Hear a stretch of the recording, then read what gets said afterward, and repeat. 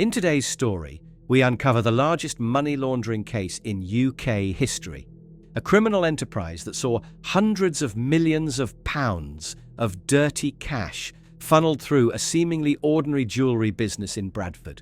What started as a local operation quickly escalated into a nationwide network, with couriers transporting sacks of illicit money from all over the country. With connections to organised crime and millions in untraceable gold disappearing overseas, the investigation would take years to unravel. But when law enforcement finally made their move, the sheer scale of the operation left even the most seasoned detectives stunned. This is the story of the Fowler Oldfield money laundering empire and the criminal web that stretched across the UK. Fowler Oldfield appeared to be just another scrap jewellery business in Bradford, but beneath its legitimate front, it was at the centre of a vast money laundering operation that processed over £266 million in criminal cash between 2014 and 2016. The business acted as a financial clearinghouse for organised crime, turning illicit profits into gold that was easily moved and hidden. The scheme was simple, but highly effective. Criminal groups from across the UK, drug traffickers, fraudsters, and violent gangs delivered large sums of cash to Fowler Oldfield. This money was then counted, logged, and deposited into business accounts under the guise of jewellery sales. Once in the banking system, the funds were used to purchase gold grain, which could be transported undetected or even melted down to erase any trace of its origin. At its peak, the operation was handling £1.7 million per day. Couriers arrived from major cities such as Glasgow, Manchester, and Liverpool, carrying cash hidden in everything from sports bags to takeaway boxes. CCTV footage later revealed stacks of notes being fed into industrial money counters, with staff processing the cash at an alarming speed. These banknotes were then picked up by seemingly legitimate cash-in-transit companies, making the operation appear above board.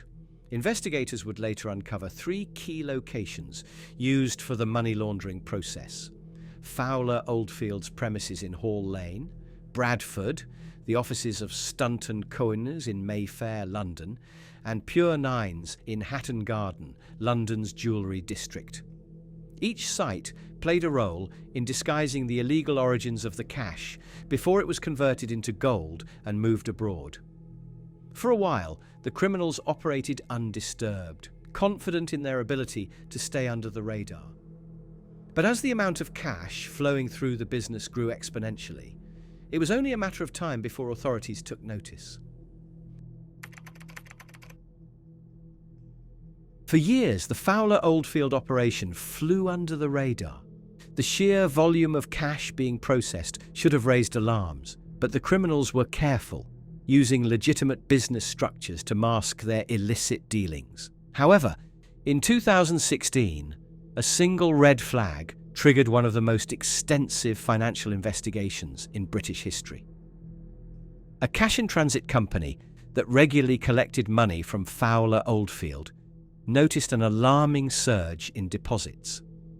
What had once been moderate amounts of cash had skyrocketed to £1.7 million per day, far beyond what a typical jewellery business would handle. The company reported its concerns to West Yorkshire Police's Economic Crime Unit, setting off an investigation that would take nearly a decade to unravel. Detectives launched covert surveillance, watching as couriers arrived at Fowler Oldfield's premises in Hall Lane, Bradford, carrying sacks of cash. CCTV footage later revealed the staggering scale of the operation, staff working at high speed, feeding bundles of banknotes into industrial counting machines. The money was then packed into sealed containers and picked up by cash-in-transit firms, seemingly giving it a layer of legitimacy. Further investigation led authorities to 2 additional sites connected to the operation: the Stunt & Company offices in Mayfair, London, and Pure Nines in Hatton Garden, the heart of Britain's jewellery trade.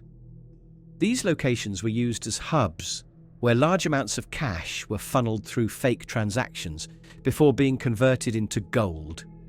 Financial records, forensic accounting, and over 8,000 hours of CCTV footage were examined, exposing a vast money laundering empire. The turning point came in September 2016, when police executed a raid at Fowler Oldfield, seizing £2.1 million in cash on site. Yet, even that was just a fraction of the fortune that had already disappeared through the system. At this stage, law enforcement knew they had uncovered something huge, but tracking down every individual involved, from couriers to masterminds, would prove to be an even greater challenge. At the core of this vast money laundering scheme were four key individuals who played crucial roles in ensuring the operation ran smoothly. Gregory Frankel, 47, was the director of Fowler Oldfield and one of the masterminds behind the scheme. He had a background in security, having worked as a bodyguard for high-profile clients, and used his expertise to maintain secrecy and control over the operation. Daniel Rawson, 47, was the co-director of Fowler Oldfield and managed the day-to-day logistics of handling and processing the criminal cash. He ensured the money was efficiently counted, logged and transferred without raising suspicion. Harry Rashid, 54, acted as a key middleman, transporting large sums of illicit cash and facilitating the laundering process. Rashid was known to have deep connections with various organised crime groups across the UK, making him a vital link between Fowler Oldfield and criminal enterprises. Arjun Baba, 32, was based in London and worked through his own company, Goldsteel Limited, to launder cash on an even larger scale. His role involved moving large quantities of gold, making it difficult for authorities to trace the source of the funds. The network extended beyond these four individuals. Police uncovered a widespread courier system, involving at least 14 individuals who regularly transported money from criminal groups across the country to Fowler Oldfield's premises. These couriers operated with strict protocols, using coded messages and encrypted chat platforms to communicate. They would identify themselves using a token system, often exchanging a specific note, such as a £5 bill or a US dollar, as proof of identity. The scale of the operation required extensive coordination. The money was collected in cash-heavy cities like Glasgow, Manchester and Liverpool before being transported to Bradford. Once processed, it was swiftly converted into gold grain, which could be melted down or shipped abroad without leaving a paper trail. Many of the transactions were deliberately structured to avoid drawing attention from banks and financial regulators, ensuring that the operation remained undetected for as long as possible. For years, this network operated with impunity, moving staggering amounts of criminal money without consequence. But as the financial records and surveillance footage began to paint a clear picture, law enforcement knew they were dealing with something far bigger than just a single fraudulent business. Bringing the Fowler Oldfield money laundering operation to justice was no small feat. The sheer scale of the case meant that investigators had to comb through mountains of financial records, track encrypted communications, and piece together thousands of hours of surveillance footage. After nearly a decade of investigations, the case finally made it to Leeds Crown Court, where it became one of the most complex financial crime trials in UK history. The trial lasted 19 weeks, during which prosecutors detailed how over £266 million of criminal proceeds had been funneled through Fowler Oldfield's accounts. The court heard how cash couriers, operating under strict secrecy, transported vast sums of illicit money from cities across the UK to the Bradford business, where it was counted, cleaned, and converted into untraceable gold. The prosecution presented CCTV evidence, banking records, and testimony from financial experts, all pointing to a meticulously planned scheme that allowed organised crime to operate with impunity. The The jury deliberated for several weeks before delivering their verdicts. Gregory Frankel, Daniel Rawson, Harun Hari Rashid, and Arjun Baba were all found guilty of money laundering. The evidence against them was overwhelming, with financial records and surveillance footage leaving little room for doubt. When the verdict was read, Rawson broke down in tears, needing to be comforted by officers in the dock.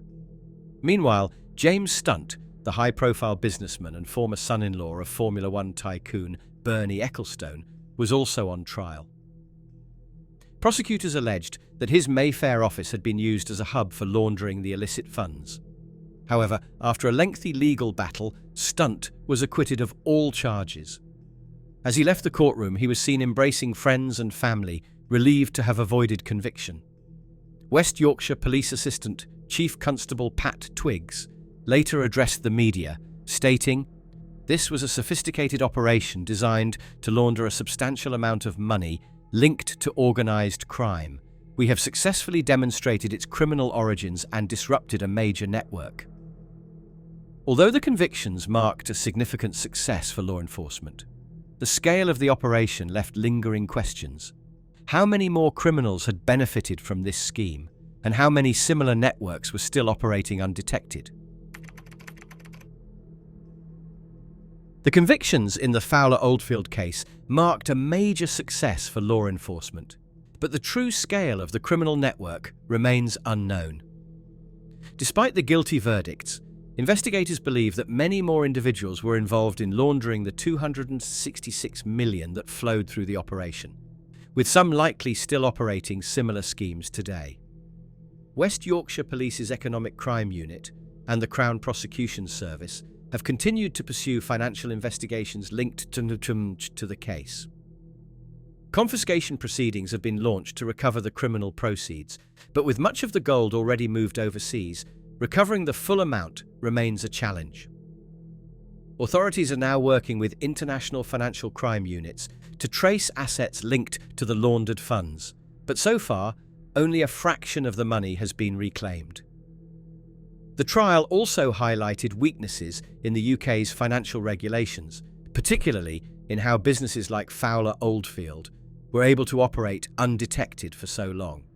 Investigators found that legitimate cash-in-transit companies had unknowingly facilitated the movement of dirty money, and financial institutions failed to flag the suspiciously high bank deposits. As a result, new anti-money laundering measures have been proposed, including stricter regulations on high-value cash transactions and increased oversight of the gold trade. Meanwhile, the case has sent shockwaves through the UK's criminal underworld. Many of the gangs that relied on Fowler Oldfield to clean their money have been forced to find alternative methods. Law enforcement agencies have reported an increase in cryptocurrency laundering and the use of underground banking networks as criminals adapt to new enforcement tactics. Despite the convictions, police acknowledge that the battle against money laundering is far from over. Organised crime in the UK remains deeply embedded in industries that provide opportunities for financial manipulation, and the sheer profitability of such operations ensures that new players will always emerge. While Fowler Oldfield has been shut down, the case serves as a stark reminder that the world of financial crime is constantly evolving and law enforcement must stay one step ahead.